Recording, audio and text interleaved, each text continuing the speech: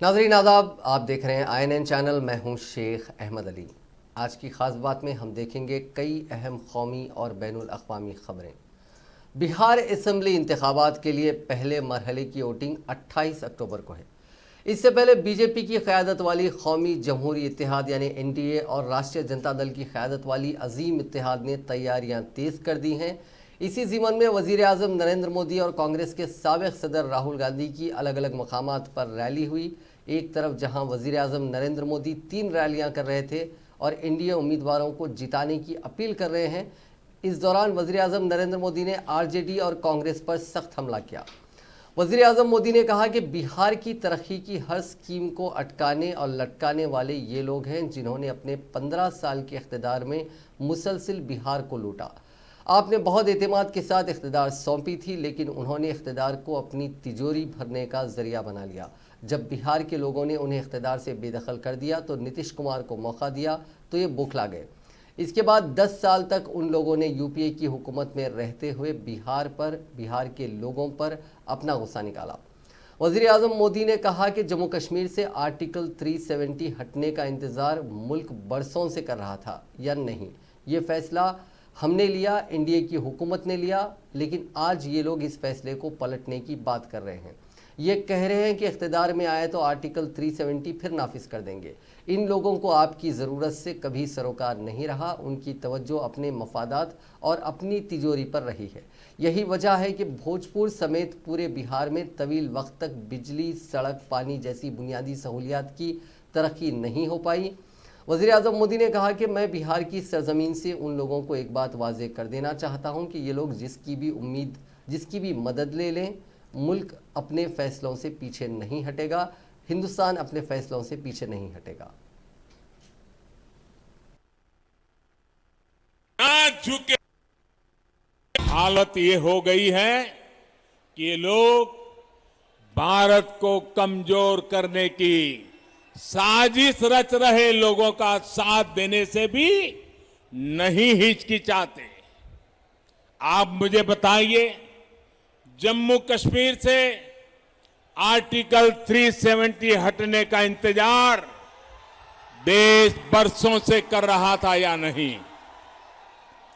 ये फैसला हमने लिया, NDA की सरकार ने लिया, लेकिन आज ये लोग इस फैसले को पलटने की बात कर रहे हैं। ये कह रहे हैं कि सत्ता में आए तो आर्टिकल 370 फिर लागू कर देंगे। और इनका दुस्साहस देखिए। इतना कहने के बाद भी ये लोग बिहार के लोगों से वोट मांगने की हिम्मत दिखा रहे हैं। जो बिहार अपने बेटे बेटियों को सीमा पर देश की रखवाली के लिए भेजता है, क्या ये उसकी भावना का अपमान नहीं है? देश के सुरक्षा हो या देश के विकास, बिहार के लोगन सबसे आगे रहलन। बिहार के सपूत गलवान घाटी में तिरंगा के खातिर शहीद हो गए, लेकिन भारत माता के माथा ना झुके दले। पुलवामा हमले में भी बिहार के जवान शहीद भइले। कांग्रेस के साबिक़ कौमी सदर राहुल गांधी ने भारतीय जनता पार्टी ज़ेर क़यादत कौमी जमहूरी इत्तेहाद यानी NDA हुकूमत पर मुल्क की मईशत को बर्बाद करने का इल्ज़ाम लगाते हुए कहा कि इस बहरान के दौर में बिहार में 19 लाख नौकरियां देने का झूठा वादा करके बीजेपी नौजवानों को गुमराह कर रही है। राहुल गांधी ने नवादा और भागलपुर ज़िले में महागठबंधन उम्मीदवारों के हक़ में जुमे को मुनक़िदा इंतखाबी इजलास को खिताब करते हुए कहा कि मरकज़ की नरेंद्र मोदी हुकूमत और बिहार की नीतीश हुकूमत ने बड़े पैमाने पर मुल्क और रियासत की मईशत को बर्बाद करने का काम किया है। ऐसे में नौजवानों को रोज़गार मुहैया कर पाना यकीनी नहीं है। उन्होंने कहा कि वज़ीर आज़म नरेंद्र मोदी से पूछा जाना चाहिए कि साल 2014 के लोकसभा इंतखाबात के वक्त हर साल 2 करोड़ नौजवानों को नौकरी देने के उनके वादे का क्या हुआ। कांग्रेस लीडर ने इल्जाम आयद करते हुए कहा कि वजीर आला नीतीश कुमार ने बिहार के नौजवान लड़के लड़कियों के लिए कुछ भी नहीं किया। उन्होंने कहा कि अगर एनडीए बिहार में फिर से हुकूमत बनने के बाद 19 लाख नौकरियां देने का वादा कर रही है तो इससे पूछा जाना चाहिए कि तब वो इतने दिनों से क्या कर रही थी। राहुल गांधी ने कहा कि मोदी और नीतीश कुमार ने आज तक आवाम के लिए नहीं बल्कि कुछ चुनिंदा तबकात के लिए ही काम किया है। मोदी को कभी भी किसान, नौजवान और गरीबों की फिक्र नहीं रही। नरेंद्र मोदी ने हमेशा मुकेश अंबानी और अडानी जैसे सनतकारों के लिए काम किया है।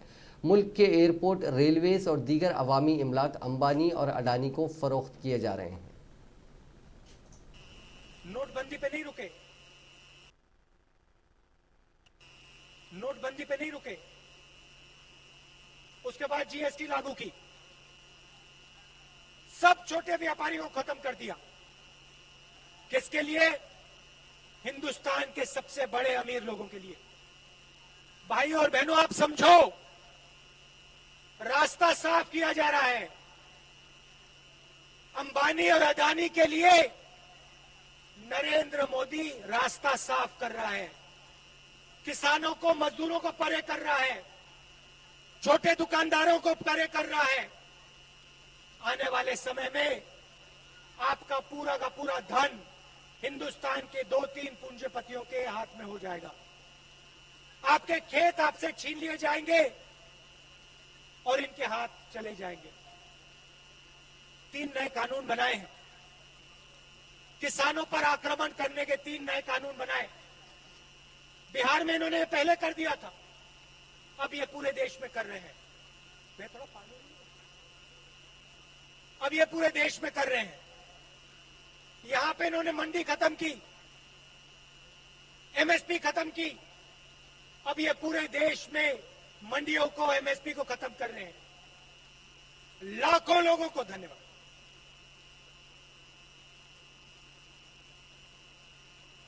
लाखों लोगों को बेरोजगार करने जा रहे हैं और जहां भी जाते हैं आपसे झूठ बोलते हैं। हिंदुस्तान की जमीन किसी ने नहीं ली। लाखों लोगों को मैंने रोजगार दिया। किसानों के साथ प्रधानमंत्री हूं, खड़ा हूं, मगर काम सिर्फ उन 2 लोगों का होता है। एयरपोर्ट। कांग्रेस पार्टी ने जुमे के रोज बिहार असेंबली इंतखाबात में वजीर आजम नरेंद्र मोदी की पहली अवामी जलसे के बाद इल्जाम लगाया कि वजीर आजम ने अपनी तकरीर में गैर मनसूबाबंद लॉकडाउन के दौरान पैदल चलकर अपने घरों में चले जाने वाले मजदूरों की बात को गोल कर गए। पार्टी के मरकजी तर्जुमान रणदीप सिंह सुरजेवाला ने ट्वीट किया कि मोअज़्ज़िज़ मोदी जी, मोदी सरकार के गैर मनसूबाबंद लॉकडाउन में हज़ारों किलोमीटर पैदल चलकर बिहार आए महाजिर मजदूरों की बात गोल कर गए। पैरों में छाले, भूखे प्यासे, आपकी हुकूमत से लाठियां खाए अलग से। उन्होंने दावा किया कि जुमला फेंककर सोचते हैं सारे गुनाह माफ़ हो गए, मजदूर और बिहार सबको याद रखेंगे। अहम बात यह है कि जुमे के रोज़ वज़ीर आज़म मोदी ने बिहार असेंबली इंतखाबात के लिए रोहतास में पहली रैली से खिताब किया।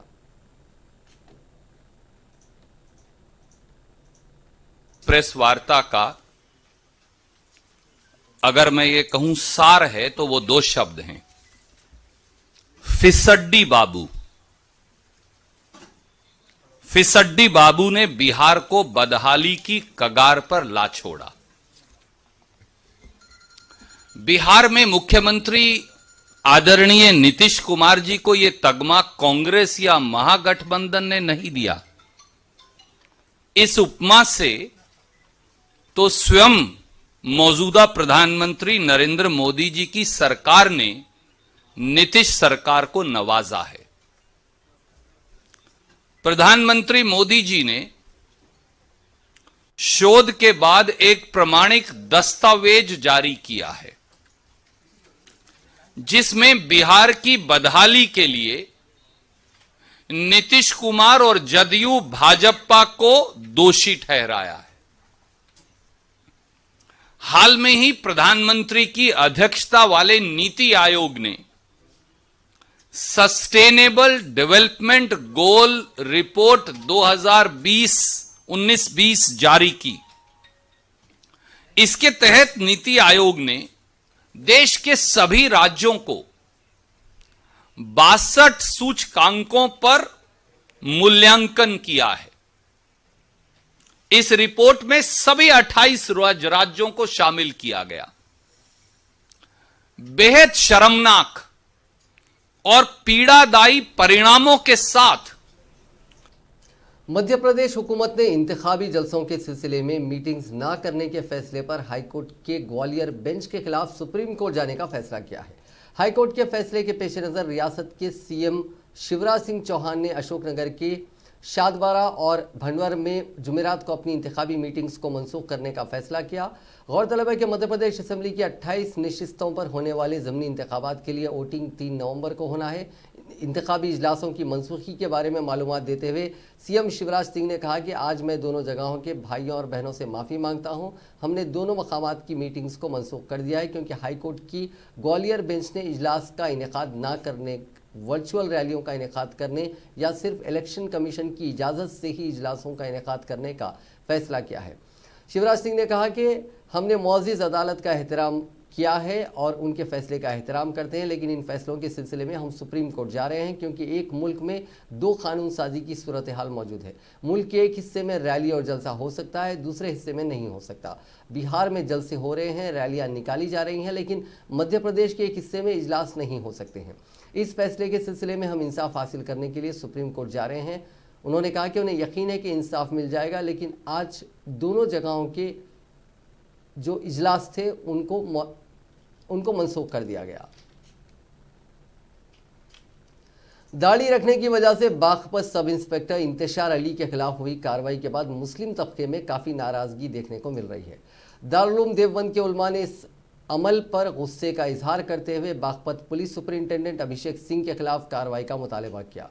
अभिषेक सिंह ने ही इंतशार अली को दाढ़ी रखने की वजह से मुअत्तल किया है। दारुल उलूम देवबंद के उलमा का कहना है कि इंतशार अली के खिलाफ जो कार्रवाई हुई है वो गलत है और उनकी मुअत्तली ख़त्म करने के साथ साथ एसपी के खिलाफ कार्रवाई भी होनी चाहिए। इत्तेहाद उलमाए हिंद के कौमी सदर मौलाना कारी मुस्तफ़ा दहलवी ने इस ताल्लुक़ से कहा कि मुस्लिम पुलिस अहलकार के खिलाफ तासुब की बुनियाद पर कार्रवाई की गई है और इस अमल की मजम्मत की जानी चाहिए।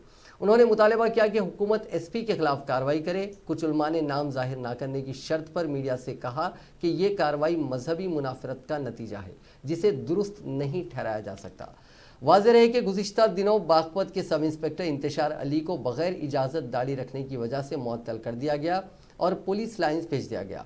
मीडिया ज़राए में आ रही खबरों के मुताबिक इंतशार अली को दाढ़ी हटाने के लिए 3 बार वार्निंग्स दी गई थी और दाढ़ी बढ़ाने को लेकर इजाज़त लेने के लिए भी कहा गया था, लेकिन उन्होंने बगैर इजाज़त दाढ़ी को बढ़ाना जारी रखा। हालांकि जब मीडिया ने इंतशार अली से इस सिलसिले में सवाल किया तो उन्होंने कहा कि मैंने दाढ़ी रखने की इजाज़त मांगी थी लेकिन कोई जवाब नहीं मिला। बागपत के पुलिस सुपरिंटेंडेंट अभिषेक सिंह का कहना है कि पुलिस मैन्यूअल के मुताबिक सिर्फ सिखों को दाढ़ी रखने की इजाज़त है, जबकि दीगर सभी पुलिस अहलकारों को चेहरा साफ सुथरा रखना ज़रूरी है।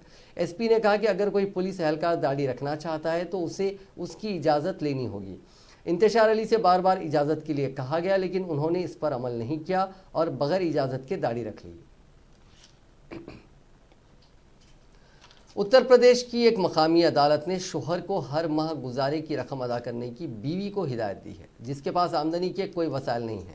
मुजफ्फरनगर के कठौली कस्बे का 62 साल किशोरी लाल सोहनकर चाय का एक स्टॉल चलाता है। वो चंद साल कबल अपनी अहलिया मोनी देवी से अलग हो गया था।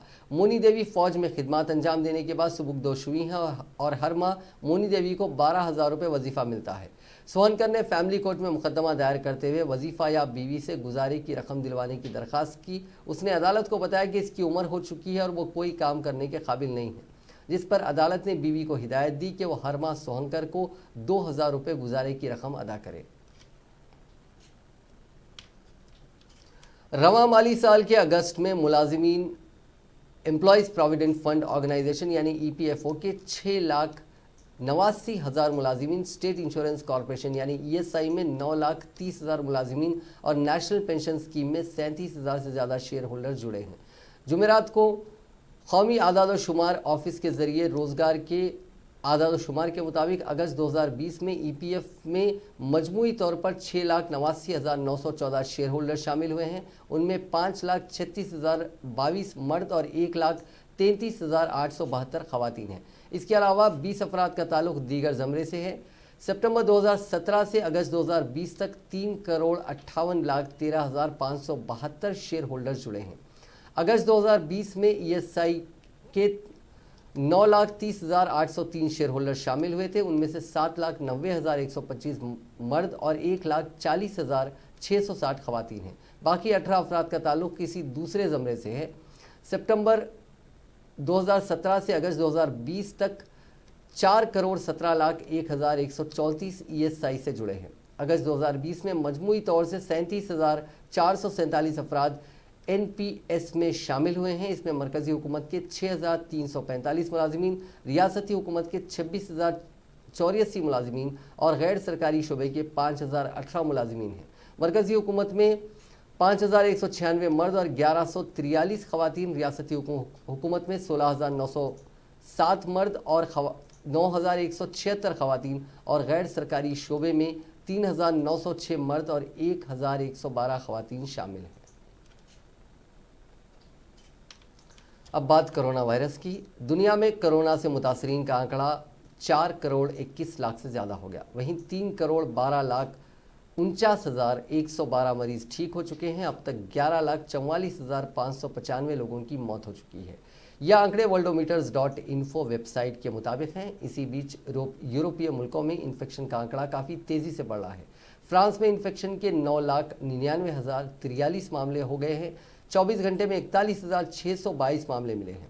इसके फौरी बाद वज़ीर आज़म जीन कैस्टेक्स ने नाइट कर्फ्यू बढ़ा दिया है। इससे मुल्क की 2/3 यानी करीब 4,60,00,000 की आबादी मुतासिर होगी। मुल्क की जुमला आबादी 6,53,00,000 से ज़्यादा है।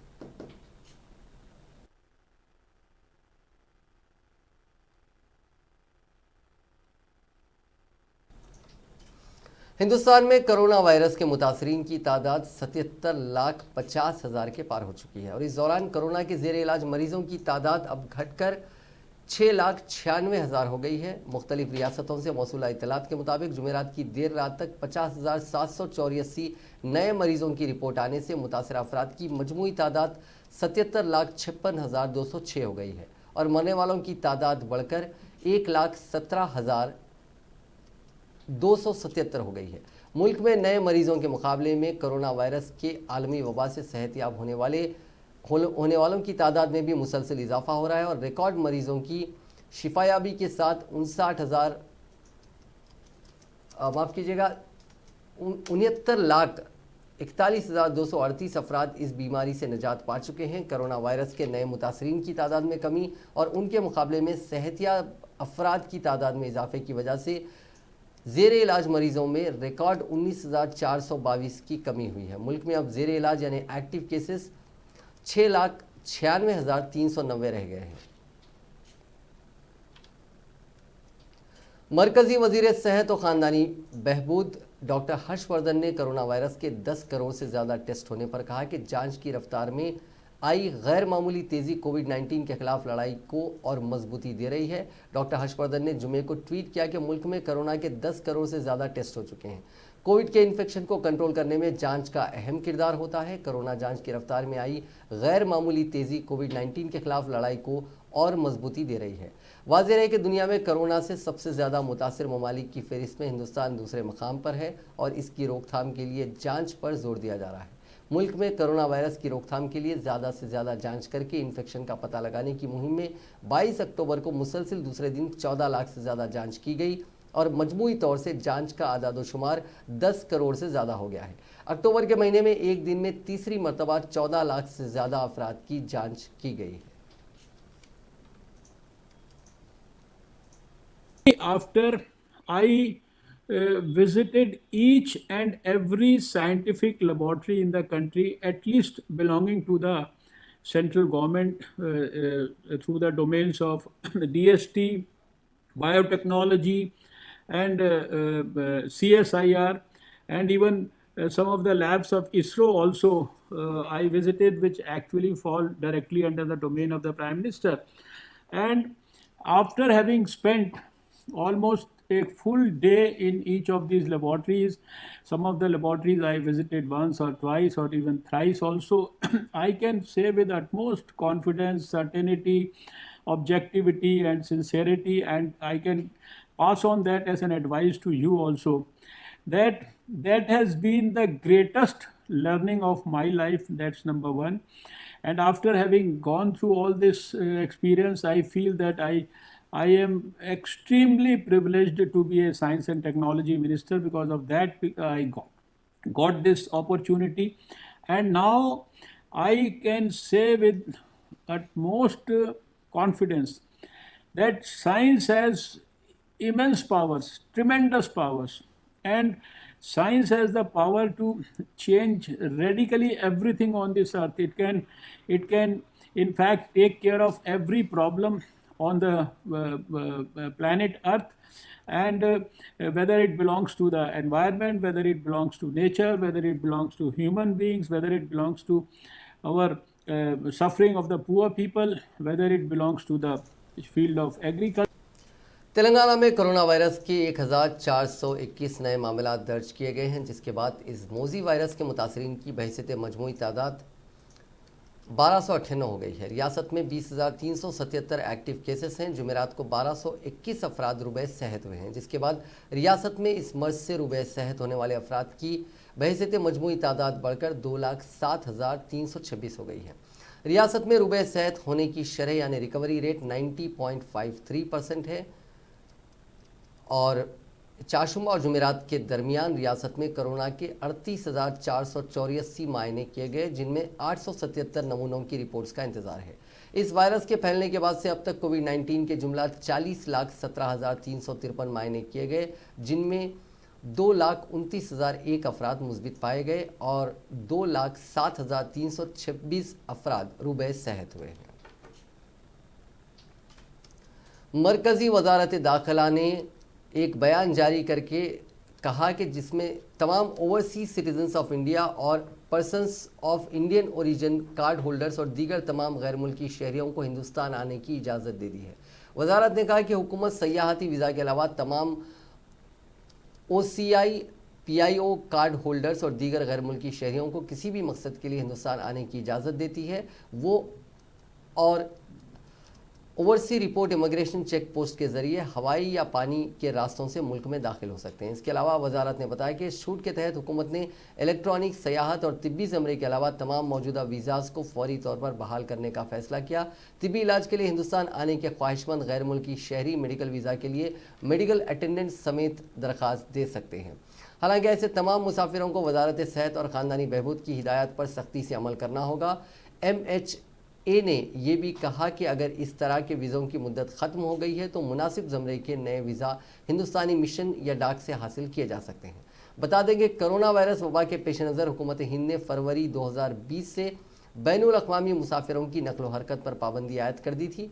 गैर ममालिक में बसे और वहाँ की शहरियत ले चुके हिंदुस्तानी लोगों के लिए OCI कार्ड जारी किया जाता है। हिंदुस्तानी वजारत ख़ारजा की वेबसाइट के मुताबिक OCI कार्ड रखने वालों को हिंदुस्तानी शहरियों की तरह तमाम हुकूक़ हैं, लेकिन वो लोग इंतखाबात नहीं लड़ सकते, वोट नहीं डाल सकते, सरकारी मुलाजिमत या आइनी ओहदों पर फायज नहीं हो सकते। इसके अलावा हम ज़रई अराजी नहीं खरीद सकते हैं। एक तरह से OCI आपको हिंदुस्तान में हर तरह के माशी लेन देन करने की सहूलत देता है।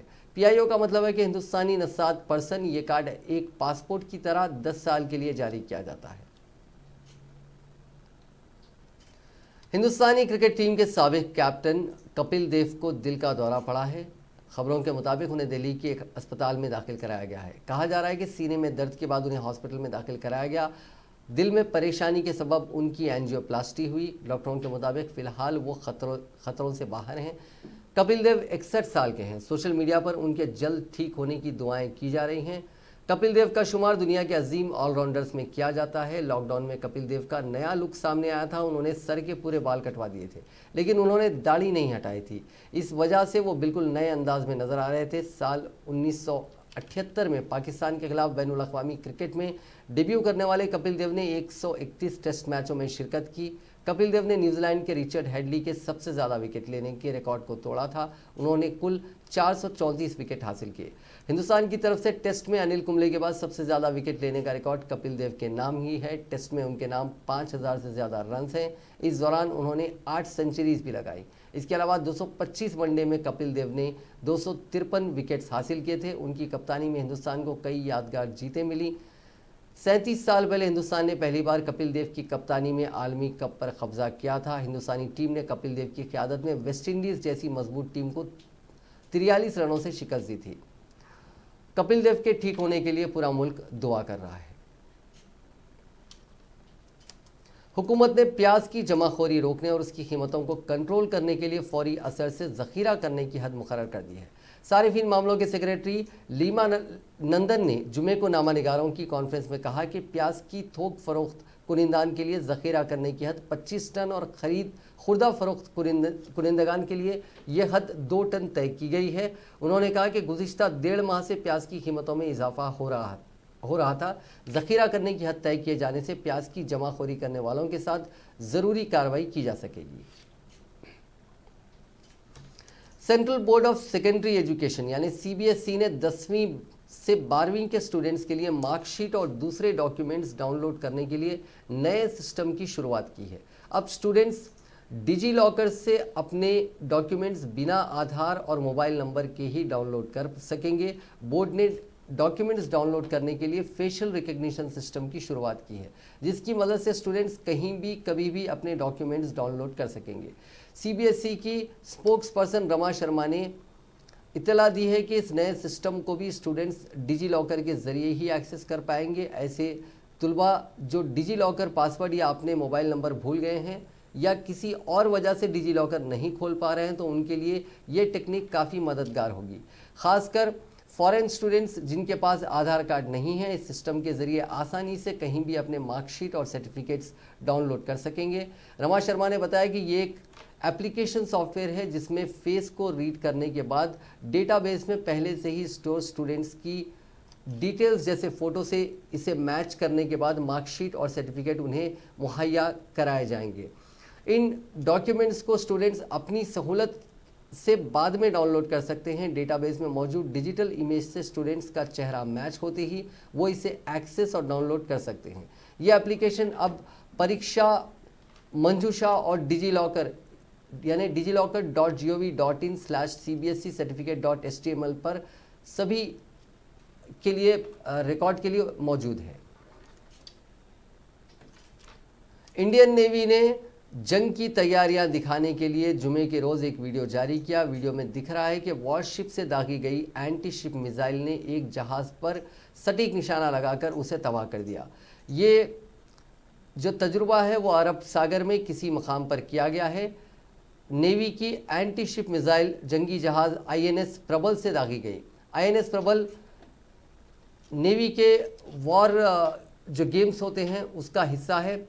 इस तजुर्बे में एयरक्राफ्ट कैरियर INS विक्रमादित्य के साथ कई जंगी जहाज़, हेलीकॉप्टर और जंगी जहाज़ दूसरे हिस्सा ले रहे हैं।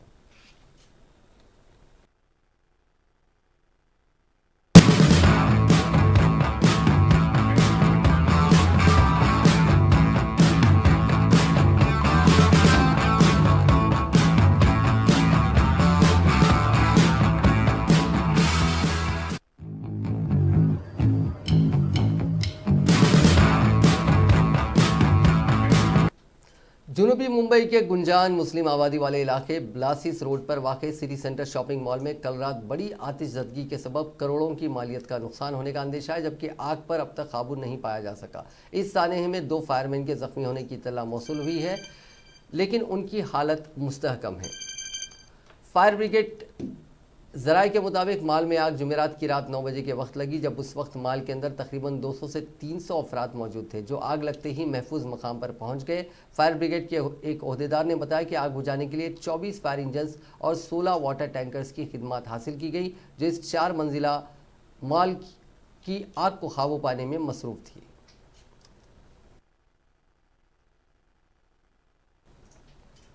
नाज़रीन, आज की खास बात में बस इतना ही। आपसे कल मुलाकात होगी नई खबरों के साथ, नए एनालिसिस के साथ। फिलहाल दीजिए इजाज़त। खुदा हाफिज़।